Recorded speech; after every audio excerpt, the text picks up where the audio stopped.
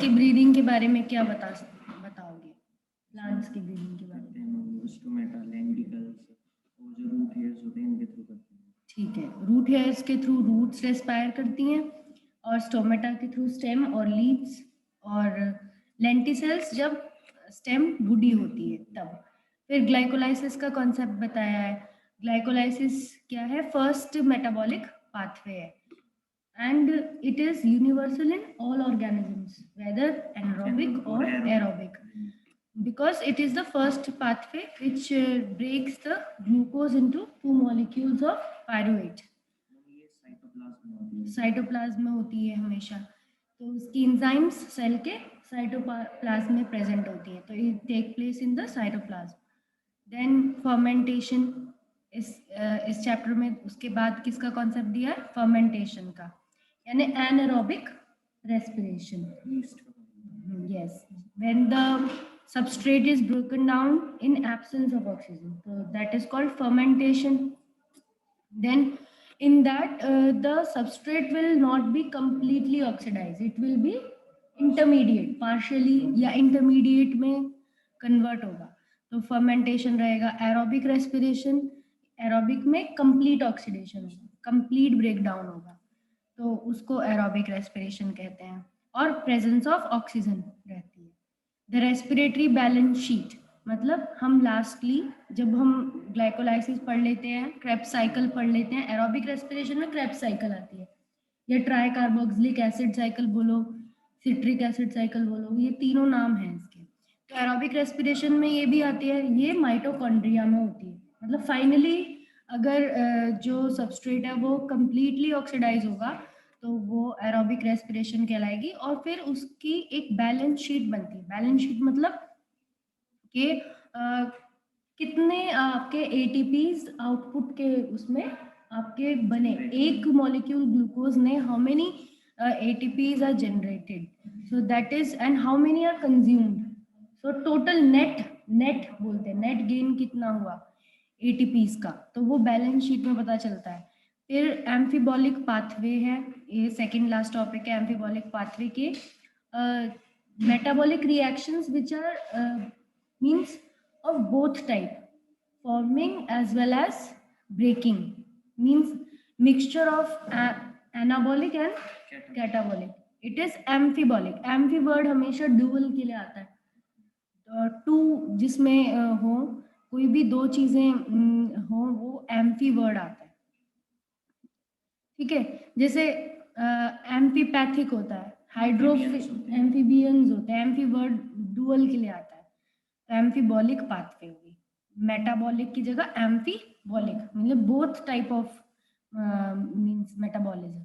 Respiratory question पता ही है, the amount of CO2 produced and the amount of oxygen consumed in breaking down any substrate, ठीक है। तो ये तो आपका टॉपिक्स हैं जस्ट स्टार्टिंग के। फिर रेस्पिरेशन की डेफिनेशन है कि बायोकेमिकल पाथवे है जिसमें सेल्स ऑर्गेनिजम्स एनर्जी लेते हैं, जनरेट करते हैं by the breakdown of their food materials, by the breakdown of carbon as a source का hydrocarbons food materials, and they release the end products, carbon dioxide, water and ATPs are produced in living organism। ये क्यों जरूरी है respiration? Because सबको energy चाहिए। Living organisms के सिर्फ हम जब सोते हैं तब भी हमारी बहुत सारी एनर्जी सिर्फ हमारे लाइफ प्रोसेस को मेंटेन करने में भी लगती है, तो एनर्जी हमेशा हमें चाहिए होती है। Energy required oxidation of macromolecules, then green plant cyanobacteria, photosynthesis, autotrophs, means green plant जो cyanobacteria क्या करते हैं? photosynthesis कर रहे हैं, means 80% अर्थ की जो ऑक्सीजन जो प्रोड्यूस हो रही है या CO2 जो फिक्स हो रही है वो यही दोनों कर रहे हैं, ग्रीन प्लांट्स और साइनोबैक्टीरिया। साइनोबैक्टीरिया तो एक्वेटिक है, तो ज़्यादातर 70% अर्थ तो वाटर से ही कवर्ड है, तो साइनोबैक्टीरिया ज़्यादा अमाउंट में ऑक्सीजन को प्रोड्यूस करते हैं या CO2 को फिक्स करते हैं in the form of carbohydrates. तो ऑटोट्रॉफ्स हैं, एनिमल्स हेटरोट्रॉफ्स हैं, directly from plants, they are directly or indirectly depending on the plants. Saprophytes dead decaying matter पे depend होते हैं, तो ये clear हो गया होगा तुमको. Then green plants photosynthesis only in cells with chloroplast translocation occur in non-green parts. So photosynthesis सिर्फ green parts में होती है, बट फूड जो बन जाता है सिर्फ ऐसा नहीं है पत्तों ने फूड बनाया तो सिर्फ पत्तों में नहीं रहेगा, सभी जगह जाएगा, क्योंकि हर जगह तो ट्रांसलोकेशन होगा, means transfer of location, food का लोकेशन बदलेगा. अगर कोई ग्रोइंग बड है या फ्रूट बन रहा है, उसमें भी क्या होगा कि फूड स्टोर होगा, जाकर फूड वहां पर डिपॉजिट होगा. Outline of photosynthesis and respiration occurs with chloroplast organic compound within the मतलब इसकी साइट क्या है, फोटोसिंथेसिस की रिएक्शन की साइट क्लोरोप्लास्ट है और रेस्पिरेशन की साइट क्या है, माइटोकॉन्ड्रिया. ये क्वेश्चन भी दिया था हमने हाफ ईयरली में इस बार. कंपाउंड ऑक्सीडाइज्ड, जो चीज ब्रेक डाउन होती है उसको क्या बोलते हैं, रेस्पिरेटरी सबस्ट्रेट्स. अलग अलग हो सकते हैं, कार्बोहाइड्रेट, प्रोटीन्स, फैट्स, ये सब हो सकते हैं. ऑक्सीडेशन क्या है, स्टेप बाय वाइज रिएक्शन है, controlled by enzymes, energy trapped as chemical energy ATP. Means oxidation यहाँ पर जो हो रही है, ब्रेकडाउन जो हो रहा है वो क्या हो रहा है, स्टेप वाइज हो रहा है. ग्लाइकोलाइसिस 10 स्टेप का रिएक्शन है, और सिट्रिक एसिड साइकिल भी एक मल्टी स्टेप कह सकते हैं रिएक्शन है. और लास्टली क्या बन रहे हैं, एटीपी बन रहे हैं. ATP एनर्जी करेंसी है, carbon skeleton produce during respiration synthesis of biomolecules. Means इन रिएक्शंस के जब ये होते हैं, during that carbon skeletons are produced, means some intermediate metabolites are produced. जैसे जब हमने कल देखा था सिट्रिक एसिड साइकिल, उसमें एसिटाइल कोएंजाइम ये देखा था सबसे पहला रिएक्शन, तो सिट्रेट बना था, फिर सिट्रेट के बाद आइसो सिट्रेट बना था, सिस एकोनिटेट ऐसे करके बना था, फिर alpha keto glutaric acid, succinyl coenzyme में सक्सिनेट, फ्यूमरेट, मैलेट. ये सब क्या है, ये सब एक कार्बन स्केलेटन हाइड्रोकार्बन है, अलग अलग तरीके के हाइड्रोकार्बन है, ऑर्गेनिक एसिड्स है ये सब. तो इसमें क्या है, ये भी इंटरकन्वर्टेबल है, मतलब एक दूसरे में आगे स्टेप बाय स्टेप कन्वर्ट होते जा रहे हैं. तो बॉडी में या सेल्स में कार्बन स्केलेटन्स हमेशा मौजूद रहते हैं, हर वक्त ये चीजें क्या रहती हैं, मौजूद रहेंगी उस ऑर्गेनेली में. जैसे माइटोकॉन्ड्रिया के मैट्रिक्स में ये सब प्रेजेंट होंगे, क्योंकि ये सिट्रिक एसिड साइकिल मैट्रिक्स के अंदर होती है, जो माइटोकॉन्ड्रिया का क्या है, साइटोप्लाज्म. माइटोकॉन्ड्रिया के अंदर भी तो एक साइटोप्लाज्म है, उसमें होती है. अब plants require oxygen for respiration, no specialized organs for gaseous exchange but have stomata and lenticels. ये हमें क्लियर है, कोई स्पेशलाइज्ड ऑर्गन नहीं है, जैसे हमारे पास लंग्स हैं वैसे प्लांट्स के पास सिर्फ स्टोमेटा और लेंटिसेल्स हैं. Reasons Y plant do not need, उनको ऑर्गन की जरूरत ही नहीं है, बिकॉज उनकी एनर्जी डिमांड्स क्या है, कम है, और गैस एक्सचेंज के लिए उनको ट्रांसपोर्ट करने की ज़रूरत नहीं है, क्योंकि हर पार्ट उनका अपने लिए खुद रेस्पायर कर रहा है, तो उनको ट्रांसपोर्टेशन करने की ज़रूरत नहीं गैसेस का. देन डिफ्यूजन ऑफ गैसेस से ही इनका प्लांट्स का ज़्यादातर एक्सचेंज हो जाता है. एंड क्योंकि plant close to the surface से बिल्कुल क्लोज है उनके लिविंग सेल्स जो है लोकेटेड. और अगर वुडी स्टेम की बात करें तो फिर उनमें क्या होते हैं, लेंटिसेल्स होते हैं, जिनकी वजह से उनमें एक्सचेंज हो पाता है. देन एरेनकाइमा, पैरेनकाइमा, ये सब भी कुछ आपके सेल्स हैं, स्पेशलाइज्ड टिश्यूज हैं स्टेम के अंदर, रूट्स के अंदर, जो interconnected network of air spaces के साथ रहते हैं. Then next, energy complete combustion catabolism of glucose. ये सिंपल रिएक्शन है ग्लूकोज के ब्रेकडाउन का, कैटाबॉलिज्म हो रहा है ग्लूकोज का, सेवरल स्मॉल स्टेप्स में होता है, एनर्जी रिलीज होती है, एटीपी बनते हैं. Catabolism, glucose retain enzymatic machinery which partially oxidise glucose without the help of oxygen to pyruvic acid glycolysis. Means इसमें भी कोई ऑक्सीजन की जरूरत नहीं होती, और ग्लाइकोलाइसिस कहलाता है ग्लूकोज का breakdown. Greek word glycos means sugar होता है, लाइसिस मीन्स होता है splitting. Gustav Embden, Otto Meyerhof and J Parnas, इन्होंने ये पाथवे दी, तो इसीलिए इसको EMP, इनके सरनेम के फर्स्ट लेटर से बोला जाता है। EMP पाथवे भी बोला जाता है ग्लाइकोलाइसिस को। Then occurs in the cytoplasm, ये पता है ग्लूकोज का पार्शियल ऑक्सीडेशन होता है क्योंकि पायरुविक एसिड कंप्लीट नहीं, C3 हाँ, कार्बन मॉलिक्यूल है। देन यहाँ पर स्टेप बाय स्टेप बता रखा है। First, sucrose converted to glucose and fructose invertase and enter glycolytic pathway, क्योंकि हमें पता है ग्लूकोज के फॉर्म में तो हमारी बॉडी में जो शुगर है वो नहीं है, किस फॉर्म में है, हमारी बॉडी में तो तब भी ग्लूकोज की फॉर्म में आती है इंटेस्टाइन में, क्योंकि कंप्लीटली ब्रेक डाउन हो जाता है। बट प्लांट में, यहाँ पे प्लांट की बात हो रही है, तो प्लांट में तो किस फॉर्म में रहती है, सुक्रोज की फॉर्म में रहती है। ट्रांसपोर्ट भी सुक्रोज की फॉर्म में होती है प्लांट में, और स्टोर होता है स्टार्च की फॉर्म में। स्टोर अगर प्लांट में होगा ग्लूकोज तो किस फॉर्म में होगा, स्टार्च, पर ट्रांसपोर्ट सुक्रोज की फॉर्म में होगा। तो सुक्रोज को अगर हम ग्लाइकोलाइसिस में लाना चाहते हैं, तो सुक्रोज क्या है, एक डाइसैकेराइड है, वो बॉन्ड से बनता है, फ्रक्टोज और ग्लूकोज दोनों बॉन्डेड होते हैं, तब सुक्रोज बनता है, एक molecule sucrose have one glucose one fructose.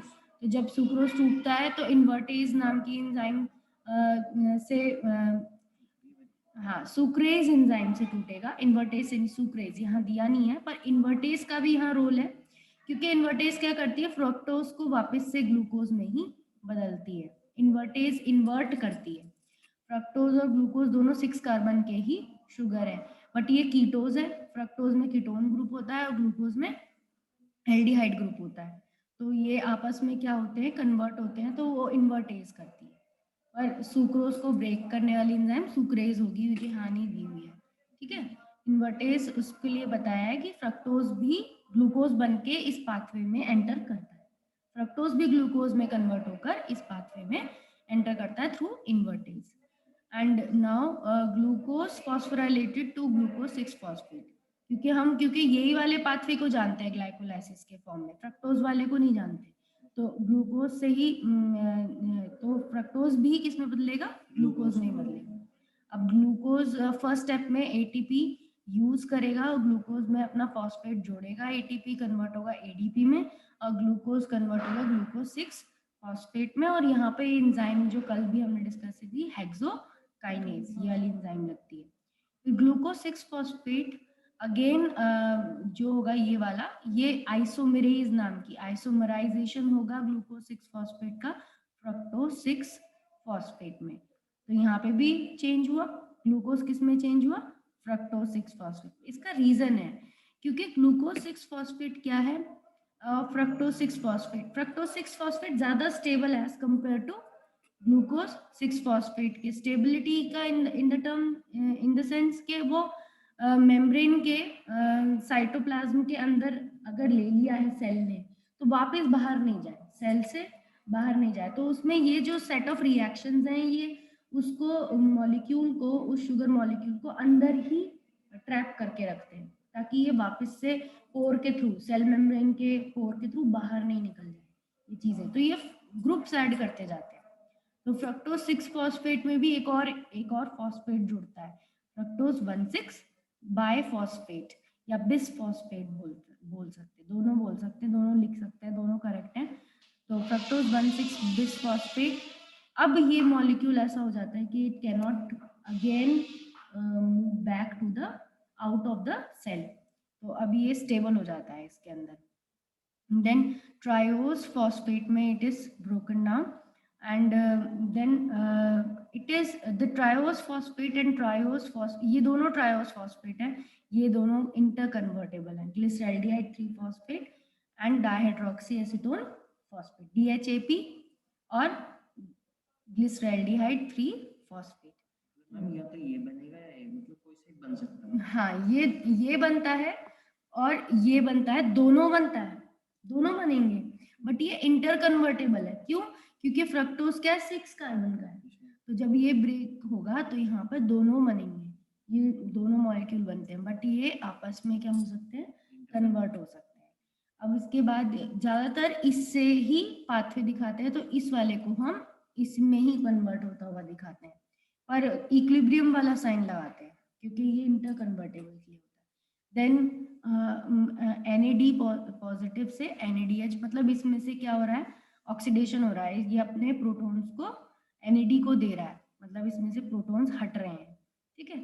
तो फिर प्रोटॉन्स हट रहे हैं तो NADH बन रहा है, क्या बन रहा है, रिड्यूस्ड NAD बन रहा है।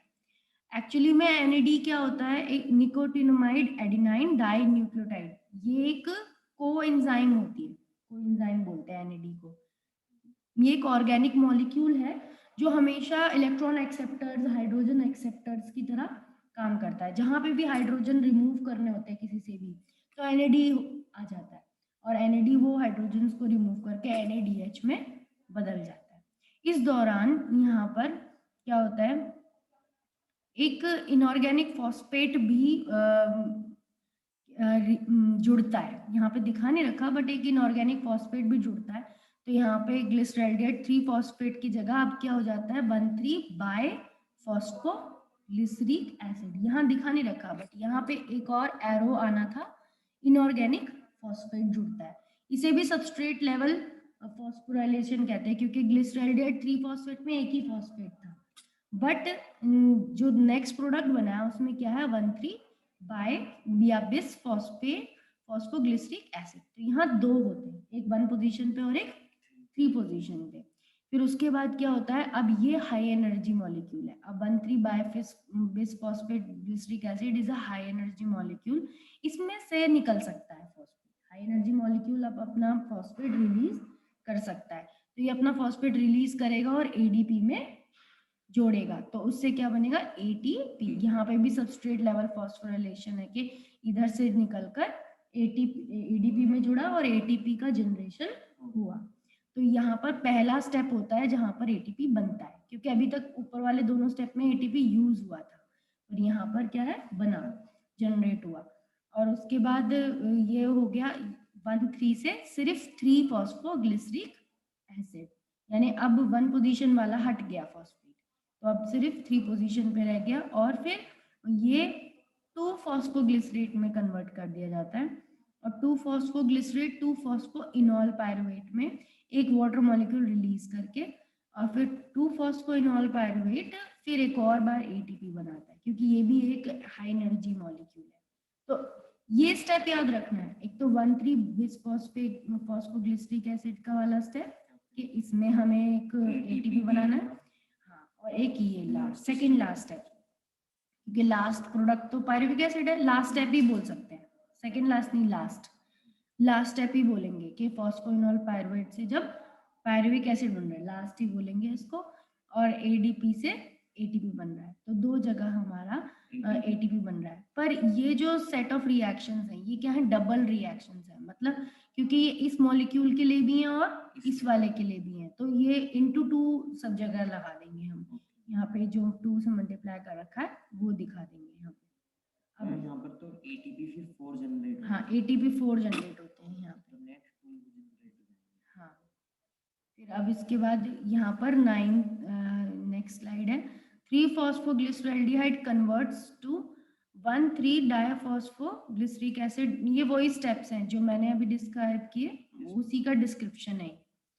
और फॉस्फेनॉल पायरुवेट वाली एक एंजाइम का नाम दे रखा है कि जो second last sorry no last जो होती है ये वाली फॉस्फोइनॉल पायरुवेट काइनेज, यहाँ पर काइनेज एंजाइम लगती है। काइनेज वर्ड भी आपका ऐसी एंजाइम को रिप्रेजेंट करता है जो फॉस्फेट ग्रुप ADP में जोड़कर ATP बनाती है।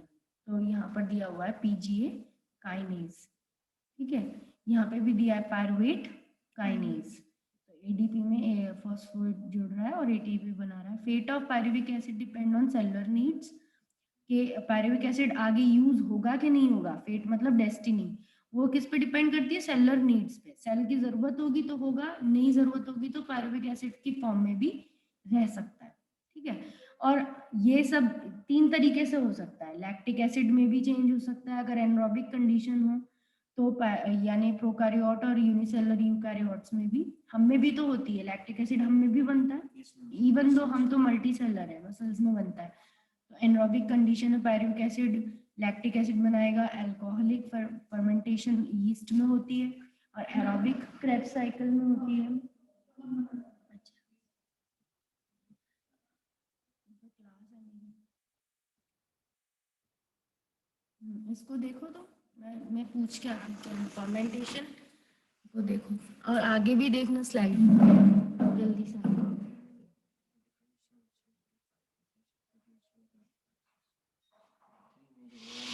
handle pyruvic acid lactic acid बनेगा, ग्लूकोज ग्लिसरेड 3 फॉस्फेट ये बना, फिर 3 फॉस्फोग्लिसरिक एसिड ये बना, फिर इससे फोस्फोइनोल पायरुविक एसिड बना, इससे पायरुविक एसिड बना। तो अब लैक्टिक एसिड बन रहा है, तो NaDH और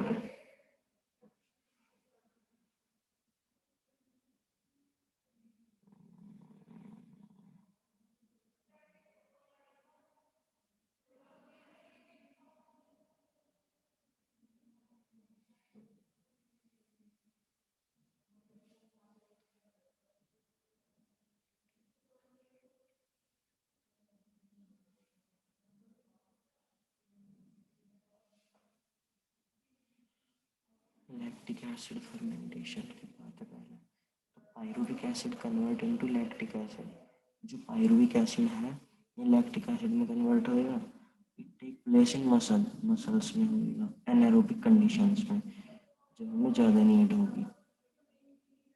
the reactions catalysed by lactate, ये एक एंजाइम है lactate dehydrogenase.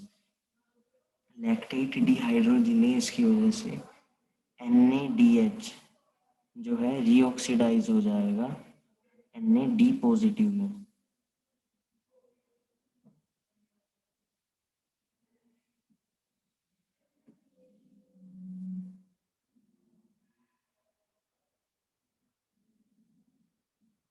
Alcoholic fermentation, incomplete oxidation of glucose, मतलब कि ग्लूकोज आधा अधूरा ऑक्सीडाइज होगा, एनारोबिक है ये। Alcoholic fermentation, sets of reactions where pyruvic acid is converted into CO2 इसका कनेक्शन तो हट गया। एक दो बच्चे ट्राई कर भी देखे, ज्वाइन नहीं हुआ पर। ये समझ में आ गया, 3 major pathway lactic acid, alcoholic और एरोबिक। तो ये जो यहाँ तक है ये तो पायरुविक एसिड तक ये ग्लाइकोलाइसिस का शॉर्ट में लिखा हुआ है। ये एनसीईआरटी का ही डायग्राम है। और फिर पायरुविक एसिड दो फॉर्म में जा सकता है कि या तो ऊपर लैक्टिक एसिड की फॉर्म में या तो इथेनॉल की फॉर्म में। दोनों में ही क्या हो रहा है, NaDH से NAD बन रहा है, ठीक है। और यहाँ पे भी NaDH से NAD पॉजिटिव बन रहा है। तो यानी कि जो हाइड्रोजन हैं वो पायरुविक एसिड में जुड़ रहे हैं, ठीक है। पायरुविक एसिड किस में बदल रहा है, अल्कोहल में। तो जब अल्कोहल से एसिड बनता है तो क्या बोला जाता है, ऑक्सीडेशन। और जब एसिड से क्या बन रहा है, अल्कोहल, तो क्या हो रही है, रिडक्शन। हाइड्रोजन वैसे भी ऐड हो रहे हैं, हाइड्रोजन ऐड हो रहे हैं पायरुविक एसिड में, तो इथेनॉल बन रहा है। और वैसे भी एक ऑक्सीजन कम हो गई। एसिड्स में क्या होती है, 2 ऑक्सीजन होती है, अल्कोहल में क्या होती है, एक ही ऑक्सीजन, एक ऑक्सीजन कम हो गई और या तो हाइड्रोजन जुड़ गई, कुछ भी बोल सकते हैं। ऑक्सीजन कम हो जाना या हाइड्रोजन का जुड़ जाना क्या हो गया, रिडक्शन। इनका क्या हुआ है, रिडक्शन। तो यहाँ पे यही दिया है कि NaDH इज रीऑक्सीडाइज। NaDH तो क्या हो गए हैं, ऑक्सीडाइज हो गए हैं, और पायरुविक एसिड क्या हो गया, रिड्यूस। ऐसे दिया है। देन अल्कोहलिक फर्मेंटेशन में incomplete oxidation of glucose is anaerobic. Incomplete oxidation हो रही है। Set of reactions where pyruvic acid is converted into CO2 and ethanol, ये एरोबिक के लिए बोला है। क्या पायरुविक एसिड किस में, सॉरी नहीं, एनरोबिक के लिए भी बोला है कि क्योंकि अल्कोहल दिया है, एनरोबिक ही है ये। अल्कोहलिक फर्मेंटेशन ही है टॉपिक। हाँ, the enzyme pyruvic acid decarboxylase, enzyme का नाम दिया हुआ है कि pyruvic acid decarboxylase and alcohol dehydrogenase, ये दोनों एंजाइम्स इन रिएक्शन को कैटलाइज करती हैं। और NaDH और H पॉजिटिव रीऑक्सीडाइज हो जाता है NAD पॉजिटिव में। Energy release less than 7% of energy in glucose, और एनर्जी रिलीज भी बहुत कम होती है, 7% से भी कम एनर्जी रिलीज होती है। Yeast poisons to death, और अगर 13% से ज़्यादा कॉन्सेंट्रेशन यीस्ट के चारों तरफ अगर अल्कोहल इकट्ठा होने लगे, इसी का प्रोडक्ट, यीस्ट का ही प्रोडक्ट अगर ज़्यादा इकट्ठा होने लगे यीस्ट के चारों तरफ, तो पॉइजनिंग भी होने लगती है, यीस्ट खुद भी मरने लगती है, उसकी डेथ होने लगती है। ठीक है, अल्कोहल की कंसेंट्रेशन अगर 13% से ज़्यादा होने लगे अगर यीस्ट के चारों तरफ, ये देखा जाता है।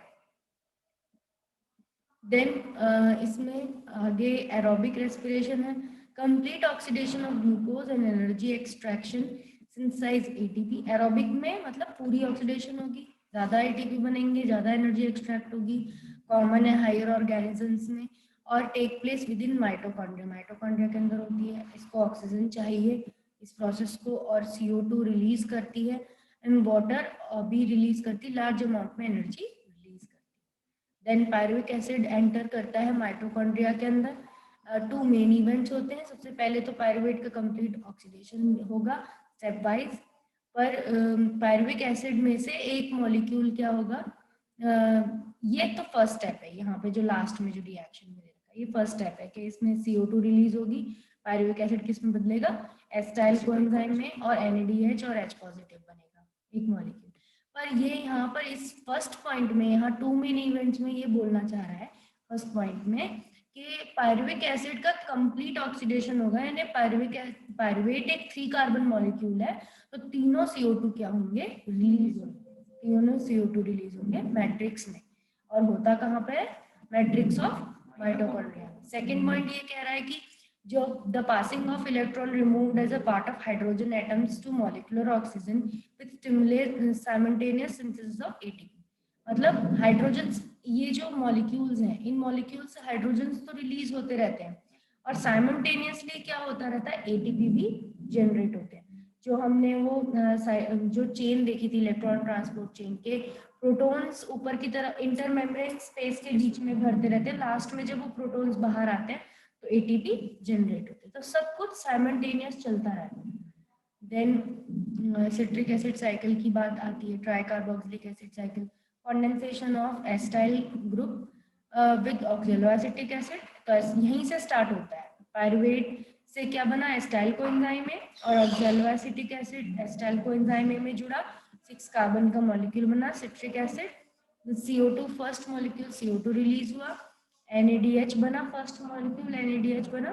तो सिट्रिक एसिड के फर्स्ट स्टेप में ही ये दो चीजें, फिर अल्फा कीटोग्लूटारिक की NCERT का ही डायग्राम, और ये 5 कार्बन का हो गया अल्फा कीटोग्लूटारिक, फिर एक और CO2 निकली और एक और NADH बना, ठीक है, और एक ATP भी बन गया, और सक्सिनिक एसिड यानी 4 कार्बन में चेंज हो गया, फिर सक्सिनिक एसिड मैलिक एसिड में चेंज हो गया, उस दौरान FADH2 बन गया, और फिर मैलिक एसिड ऑक्सैलोएसिटिक एसिड, एक और बार NADH।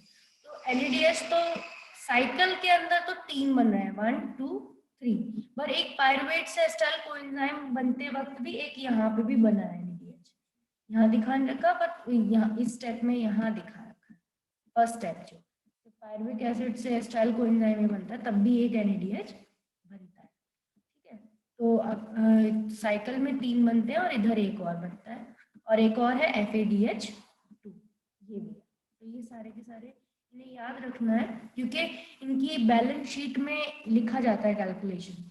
NADH एक मॉलिक्यूल NADH 3 प्रोटॉन्स को देता है, और एक FADH 2 प्रोटॉन्स को देता है, तो हमें पता होना चाहिए कितने कितने प्रोटॉन्स NADH देते हैं। आगे ये बैलेंस शीट में दिखा रखा होगा। Isomerisation of citrate to isocitrate, यहाँ पे हालांकि दिखा नहीं रखा, पर यहाँ पे होता है आइसोमराइजेशन, यहाँ पे 2 चीजें नहीं दिखा रखी। फिर डीकार्बोक्सिलेशन तो बताया हुआ है, सिट्रिक एसिड का CO2 रिलीज होगा, अल्फा कीटोग्लूटारिक में बदलेगा, फिर एक और बार डीकार्बोक्सिलेशन होगा, सक्सिनाइल कोएंजाइम A भी बनता है, ऑक्सीडेशन ऑफ सक्सिनाइल कोएंजाइम में ऑक्सैलोएसिटिक एसिड, फिर ये सक्सिनाइल कोएंजाइम में वापस से मैलिक एसिड वगैरह स्किप करके डायरेक्ट बोल दिया ऑक्सैलोएसिटिक एसिड में कन्वर्ट हो जाएगा, जो कि एक्सेप्टर है, एसिटाइल कोएंजाइम का फर्स्ट मॉलिक्यूल है जो फ्यूज होता है ऑक्सैलोएसिटिक, तो ये रीजनरेशन हो जाता है, यहीं से शुरू होता है ऑक्सैलोएसिटिक, यहीं पे फिर वापस आ जाता है। देन उसके बाद during conversion of succinyl coenzyme to succinic acid there is synthesis of 1 GTP molecule, जो कल बताया था या तो यहाँ इसे एटीपी बोलो या तो जीटीपी बोलो, ठीक है, ऐसे होता है generate. Then in a coupled reaction GTP converted to GDP with simultaneous synthesis of ATP from ADP, यानी जीटीपी तो किस में बदल जाता है, जीडीपी में, और अपना एक फॉस्फेट एडीपी को दे देता है ताकि क्या बन जाए, एटीपी, तो इसीलिए डायरेक्टली एटीपी दिखा देते हैं। During Krebs cycle there is production of, तो अब क्रेब्स साइकिल के दौरान ये पूरा नेट सेल रिएक्शन दिखा रखा है कि क्या प्रोड्यूस होगा, प्रोडक्ट में क्या बनेगा, तो 2 मॉलिक्यूल ऑफ CO2 बनेंगे, 3 NADH2 बनेंगे, 1 FADH2 बनेगा और 1 GTP बनेगा। क्यों 2 मॉलिक्यूल बन रहे हैं, बिकॉज दो बार टूट रहा है, डिकार्बोक्सिलेशन फर्स्ट में ही हो गया, फर्स्ट स्टेप में। पायरुवेट ने जब एंटर किया तो देखो कितने मॉलिक्यूल के कार्बन के फॉर्म, 2 मॉलिक्यूल कार्बन, इसीलिए 2 ही CO2 रिलीज हो रहा है, क्योंकि एक CO2 तो फर्स्ट स्टेप में ही रिलीज हो गया। एस्टाइल कोएंजाइम में तो 2 कार्बन का होता है, एस्टाइल कोएंजाइम में 2 कार्बन का होता है, इसी वजह से 2 मॉलिक्यूल ऑफ CO2 बनते हैं। पायरुविक एसिड 4 NAD पॉजिटिव, यहाँ पर पायरुवेट एसिड से स्टार्ट करता हुआ दिखा रखा है, एस्टाइल से नहीं दिखाया, इस वजह से यहाँ कितने CO2 दिखाए हैं, 3, इस वजह से। और 4 NAD पॉजिटिव, यहाँ पे वो जो बाहर वाला NAD था वो भी इंक्लूड कर दिया, 3 + 1 4, और FAD पॉजिटिव और 2 H2O और ADP और PI, तो ADP ये वाला ATP जो कन्वर्ट होता है वही वाला ADP plus inorganic phosphate, PI मतलब इनऑर्गेनिक फॉस्फेट। तो अब ये आउटपुट दिखा रखा है 3 CO2 4 NADH plus 4 protons FADH2 और ATP. During the whole process of oxidation of glucose produced CO2 10 NH2 2 FADH2 2 GTP and 2 ATP. अब ये एक ग्लूकोज के लिए बताया है, ठीक है, तो एक ग्लूकोज के लिए क्या होगा यहाँ पर, हालांकि CO2 का नंबर इन्होंने नहीं बताया, 6 CO2 रिलीज होते हैं, कितने, 6, यहाँ पे मिसप्रिंट है, इसमें 6 नहीं है। फिर 10 NADH2 बनेगा, 2 FADH2 बनेंगे, 2 GTP बनेंगे, या 2 ATP बोल दो, कुछ भी बोल सकते हो। ये इलेक्ट्रॉन ट्रांसपोर्ट चेन है, तो इलेक्ट्रॉन ट्रांसपोर्ट चेन ये इंटर मेम्ब्रेन स्पेस है, ये इनर माइटोकॉन्ड्रियल मेम्ब्रेन है ब्लू कलर की, और ये मैट्रिक्स है, ठीक है। तो मैट्रिक्स में ये सब चीजें जो जनरेट हुई हैं, NADH जनरेट हुए हैं, FADH जनरेट हुए, ये सब मैट्रिक्स में हुए। यहाँ पर सिर्फ NADH दिखा रखा है, तो NADH जो मैट्रिक्स में जनरेट हुआ वो अपना क्या 2 प्रोटॉन्स अंदर की तरफ देगा इनर माइटोकॉन्ड्रियल मेम्ब्रेन में, पहले कॉम्प्लेक्स को, ये फर्स्ट कॉम्प्लेक्स है जो लाइट ब्लू कलर से दिखा है, FMN, ठीक है, FMN का मॉलिक्यूल है, ये एक्चुअली में क्या है, आयरन कंटेनिंग होते हैं, साइटोक्रोम्स इन कहते हैं, साइटोक्रोम ये इलेक्ट्रॉन एक्सेप्टर प्रोटीन्स होते हैं, कुछ इस तरह के इंटीग्रल मेम्ब्रेन प्रोटीन्स होते हैं जो मेम्ब्रेन के अंदर ही होते हैं, इनर मेम्ब्रेन में, और इन्हें एंजाइम कॉम्प्लेक्सेस भी बोलते हैं, क्या बोलते हैं, एंजाइम कॉम्प्लेक्सेस। तो उसमें FMN का मॉलिक्यूल है, फेरिक का मॉलिक्यूल है, प्लस यहाँ पे भी दिखा रखा है FES, ये सब साइटोक्रोम्स के मॉलिक्यूल है, अरेंज्ड है इस तरीके से कि मेम्ब्रेन्स तो तुम्हें पता ही लिपिड्स और प्रोटीन्स की बनती है, तो ये सब इस तरीके से इसके फॉर्म में मोज़ेक फॉर्म में, फ्लूइड मोज़ेक मॉडल बोलते हैं ना, तो मोज़ेक फॉर्म में बहुत सारे प्रोटीन्स इसमें अरेंज्ड हैं, और ये सारे के सारे एक इलेक्ट्रॉन ट्रांसपोर्ट चेन बना रहे हैं, क्या बना रहे हैं, इलेक्ट्रॉन ट्रांसपोर्ट चेन।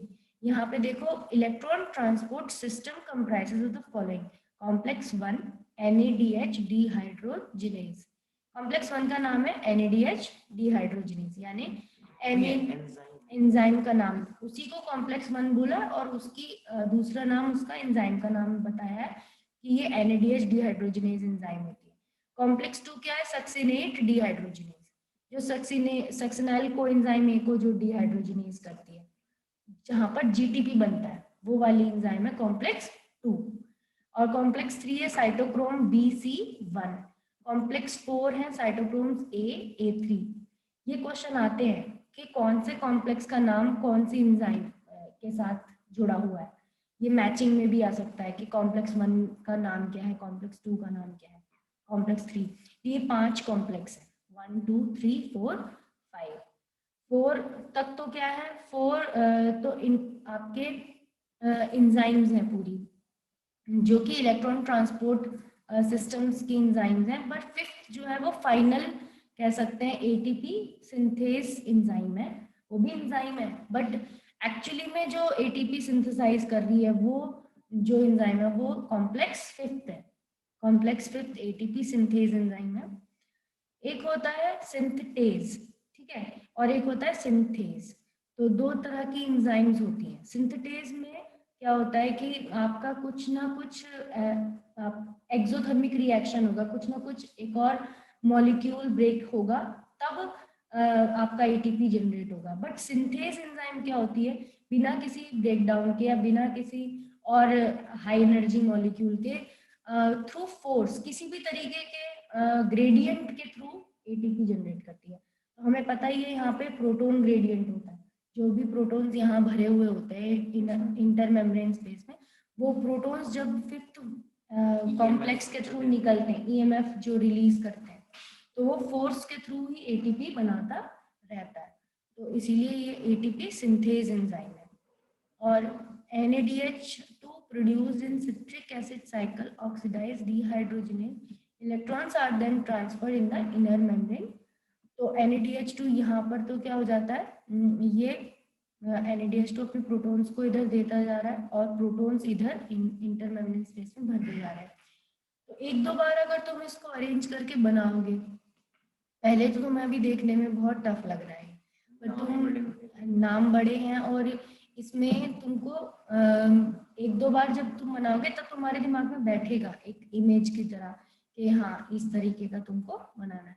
बस ये एरोज को देखना है, एरोज किस तरफ जा रहे हैं और प्रोटॉन्स किधर जा रहे हैं, इलेक्ट्रॉन्स किधर जा रहे हैं। इलेक्ट्रॉन्स तो इनके बीच में ही घूमते रहेंगे, लाइट ब्लू कलर जो है इसमें इलेक्ट्रॉन्स आते जाएंगे, क्योंकि ये इलेक्ट्रॉन कैरियर्स हैं। तो इलेक्ट्रॉन कैरियर्स अपने रिडॉक्स पोटेंशियल की वजह से आगे आगे की तरफ बढ़ते जाएंगे। ये देखो 2 इलेक्ट्रॉन जंप करते जाएंगे आगे, अपने मोर हायर रिडॉक्स पोटेंशियल की तरफ मूव करते जाएंगे, ठीक है। फाइनली ये फाइनल इलेक्ट्रॉन एक्सेप्टर के पास पहुंचेंगे, साइटोक्रोम AA3 इसके पास पहुंचेंगे, जो कि फाइनल टर्मिनल इलेक्ट्रॉन एक्सेप्टर है। और यहाँ पर हाफ ऑक्सीजन, 2 प्रोटॉन्स और 2 इलेक्ट्रॉन जोड़कर एक वाटर मॉलिक्यूल बना देंगे। इस तरीके से तुमको यहाँ पर बता देना है। ये इलेक्ट्रॉन ट्रांसपोर्ट चेन हो जाएगी। इसमें ये जो चीज़ अभी मैंने डिस्क्राइब करी वही चीज़ यहाँ 3rd point 4th point 5th point में दी हुई है, किस तरीके से ये मूव हो रहा है, किस तरीके से ये मूव होता जा रहा है। और यहाँ बुलेट पॉइंट्स में बताया 1 molecule of NADH2 give rise to 3 ATPs। 1 molecule NADH2 कितने मॉलिक्यूल ATP जनरेट कराता है, 3। 1 मॉलिक्यूल FADH2 2 ATPs जनरेट कराता है। और ऑक्सीजन का वाइटल रोल है बिकॉज ये टर्मिनल इलेक्ट्रॉन एक्सेप्टर और वाटर को जनरेट कर रही है। फॉस्फोराइलेशन प्रोसेस ऑक्सीजन की प्रेजेंस में हुई है, इसी वजह से इसको ऑक्सीडेटिव फॉस्फोराइलेशन कहते हैं, ठीक है। यहाँ पर पूरा नहीं दिखाया हुआ, इट्स कॉल्ड ऑक्सीडेटिव फॉस्फोराइलेशन, ठीक है। देन ये लास्ट में दिखा रखा है कि प्रोटॉन इधर से इधर जा रहे हैं जब F0 से F1 पार्टिकल की तरफ, तो ADP और PI दोनों जुड़कर क्या बना रहे हैं, ATP। ये NCERT की इमेज है। आउटर साइड और इनर, ये नीली वाली क्या है, इनर माइटोकॉन्ड्रियल मेम्ब्रेन, ब्लू, यहाँ पे भी ब्लू से दिखाई, यहाँ पे भी ब्लू से दिखाई। इसी में ही ये कॉम्प्लेक्स 5 दिखाया है, ये कॉम्प्लेक्स 5 है पीले कलर का, जिसका इंटीग्रल, हाँ ATP सिंथेज जो है, इसका इंटीग्रल मेम्ब्रेन पार्ट तो F0 कहलाता है, और जो बाहर पेरिफेरल पार्ट होता है, बाहर की तरफ लगा हुआ प्रोटीन का पार्ट, वो F1 कहलाता है। F0 F1 पार्टिकल इसे बोलते हैं, इसे एलिमेंट्री पार्टिकल भी कहते हैं, ठीक है। ऑक्सीजोम भी कहते हैं, 3 नाम है इसके, oxysome, elementary particle, F0 F1 particle, complex 5, ATP synthase, बहुत सारे नाम हैं, ये सब एक दूसरे से जुड़े हुए हैं, ठीक है। तो ये तुमको पता होना चाहिए। यहाँ पे दिया हुआ है कि the passage of proteins through the channel is coupled to the catalytic site of F1 component of the production of ATP। कि जैसे पास होंगे प्रोटॉन्स F1 पार्टिकल के थ्रू, F0 से क्रॉस करके F1 के थ्रू, तभी एटीपी जनरेट होंगे। For each ATP produced 2 proton pass, एक एटीपी के लिए कितने प्रोटॉन पास होने चाहिए? 2 प्रोटॉन पास होने चाहिए, तब एक मॉलिक्यूल एटीपी का बनता है। ठीक है, तो ये और इससे क्या होता है, इलेक्ट्रॉन प्रोटॉन ग्रेडियंट जो होता है, इलेक्ट्रोकेमिकल ग्रेडियंट क्या होता है, बैलेंस हो जाता है। जो डिस्टर्ब हुआ होता है वो ग्रेडियंट क्या हो जाता है, ब्रेक डाउन हो जाता है या बैलेंस हो जाता है, और उससे एटीपी भी जनरेट हो जाते हैं। ठीक है, इस तरीके से then these calculation can be made only on certain assumptions that, ये 4-5 पॉइंट हमें याद रखने हैं कि बैलेंस शीट जब हम बनाएंगे तो हमें पता होना चाहिए कि ये चीज पॉइंट्स हमारे दिमाग में होने चाहिए कि there is sequential orderly pathway functioning with one substrate forming the next one and with glycolysis TCA cycle ETS pathway following one after the other. मतलब ये एक के बाद एक चल रही है, स्टेप बाय स्टेप चल रही है। The NADH synthesized in glycolysis is transferred onto the mitochondria and undergoes oxidative phosphorylation। NADH से oxidative phosphorylation हो रही है। None of the intermediates in the pathway are utilized to synthesize any other compound। कोई भी intermediate pathway में वो कुछ और नहीं बना रहा, वो सब आपस में ही एक दूसरे को ही प्रोड्यूस कर रहे हैं, आगे आगे के नेक्स्ट फॉरवर्ड में चल रहा है मतलब reaction. only glucose is being respired, no other alternative substrates। तो जब हम एरोबिक रेस्पिरेशन की बात कर रहे हैं तो हम सिर्फ ग्लूकोज को ध्यान में रखते हुए ग्लाइकोलाइसिस और क्रेब्स साइकिल को चला रहे हैं, कोई और सबस्ट्रेट को ध्यान में रख के हम नहीं पढ़ रहे। वैसे तो फैट की ऑक्सीडेशन भी होती है, प्रोटीन्स की भी ऑक्सीडेशन होती है, तो वो पर अलग होती है, उनके रिएक्शंस अलग होते हैं, उनको अलग नाम से बोला जाता है, उनको एरोबिक रेस्पिरेशन में नहीं लिया जाता। Net gain of 36 ATP molecules during aerobic respiration of 1 molecule of glucose। net gain जो होता है वो कितने ATP का होता है, 36 ATP का होता है। ठीक है, क्योंकि वैसे तो 38 का होता है, बट उसमें से 2 ATP molecules क्या होते हैं, पायरुवेट को माइटोकॉन्ड्रिया के अंदर ट्रांसपोर्ट करने में खर्च हो जाते हैं। 38 होते हैं वैसे, जब हम बैलेंस शीट देखेंगे तो उसमें तुम्हें दिखाई देगा, बट जो 2 पायरुवेट मॉलिक्यूल्स हैं जो साइटोप्लाज्म में है, उसको माइटोकॉन्ड्रिया के अंदर जाने के लिए भी उसके एंजाइम में एटीपी खर्च होता है, उसकी वजह से 36 हो जाते हैं। फिर fermentation accounts for only a partial breakdown of glucose, whereas aerobic respiration is complete degradation। And in fermentation there is a net gain of only 2 molecules of ATP, and with each molecule glucose degraded to pyruvic acid, whereas many more molecules of ATP are generated under aerobic conditions। NADH is oxidized to NAD positive rather slowly in fermentation, however the reactions is very vigorous in case of aerobic respiration। ठीक है, तो NADH किस में convert हो रहा है, NAD positive में। Slowly fermentation में तो ये स्लोली होता है, पर जो एरोबिक रेस्पिरेशन है बहुत फास्ट होती है। अब ये है एम्फीबॉलिक पाथवे। एम्फीबॉलिक पाथवे में हमें बताया कि दोनों तरह की मिक्स्ड पाथवे, मतलब इसमें कुछ जनरेट भी हो रहा है, कुछ ब्रेक डाउन भी हो रहा है। यहाँ पर दिखा रखा है कि फैट्स भी ले सकते हैं, कार्बोहाइड्रेट्स ले रहे हैं, प्रोटीन्स ले रहे हैं, मतलब तीनों की ब्रेक डाउन साथ में दिखाई है। कि अब इसमें क्या है, इंटरकनेक्ट करके दिखाया है कि किस पोजीशन पे जो फैट का प्रोडक्ट है, या फैट का जो इंटरमीडिएट, फैट ब्रेकडाउन का जो इंटरमीडिएट प्रोडक्ट है, वो आपका क्रेब्स साइकिल में आ सकता है, एंटर कर सकता है, ये बताया है इस डायग्राम में। कार्बोहाइड्रेट का तो सिंपल हमें पता ही है, एरोबिक रेस्पिरेशन का स्टेप, और प्रोटीन्स भी किस पोजीशन पे आके, किस फॉर्म में आके अंदर एंटर करेंगे, ये बताया। तो प्रोटीन्स तो पहले प्रोटीएज एंजाइम की मदद से अमीनो एसिड्स में कन्वर्ट करेंगे, फिर अमीनो एसिड्स का डीएमिनेशन होगा, मतलब अमीनो ग्रुप हटेगा, और फिर वो पायरुविक एसिड की फॉर्म में आके लिंक करेंगे। यहाँ पर फैट्स क्या होंगे, फैटी एसिड और ग्लिसरॉल, इनको फैट्स को लाइपेज कन्वर्ट करेगी, फैटी एसिड और ग्लिसरॉल में लाइपेज एंजाइम कन्वर्ट करेगी, और फिर ये ग्लिसरॉल तो डायरेक्टली डाइहाइड्रोक्सी एसीटोन फॉस्फेट के रूप में भी आ सकता है, ग्लिसरॉल इसमें भी चेंज होकर इस पोजीशन पे भी आ सकता है, ग्लिसरॉल्डिहाइड 3 फॉस्फेट की फॉर्म में। और फैटी एसिड किस फॉर्म में आते हैं, एसिटाइल कोएंजाइम। तो ये याद रखना है। बस एम्फीबॉलिक पाथवे का मतलब है कि फैटी एसिड क्या कर रहा है, इस फॉर्म में एसिटाइल कोएंजाइम ए की फॉर्म में क्रेब्स साइकिल में आ रहा है, इसमें तीनों को लिंक करना है। तीनों को लिंक करना है। और क्योंकि यहाँ पे ब्रेक डाउन भी बता दिया और जनरेट भी कर रहा है, फैटी एसिड किसको जनरेट कर रहा है, एसिटाइल कोएंजाइम ए को, और प्रोटीन्स किसको जनरेट करें, पायरुविक एसिड को। तो ब्रेक डाउन और जनरेशन साथ में हो रही है, तो इस वजह से क्या हो गई है, एम्फीबॉलिक पाथवे।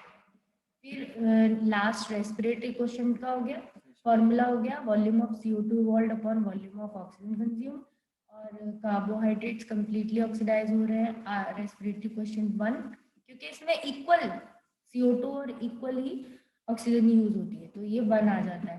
फैट्स में लेस देन 1 रहता है, क्योंकि यहाँ पे जब सॉल्व करेंगे 102 अपॉन 145 कर रहे हैं, तो 100 to 145 को करेंगे 0.7 आएगा।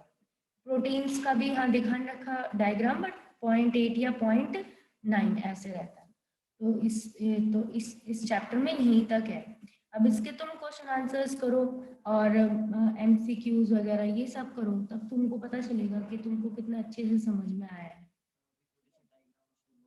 डायग्राम्स भी देखने पड़ेंगे, साइकिल्स भी प्रैक्टिस करनी पड़ेंगी, तब जाके बिल्कुल क्लियर हो जाएगा।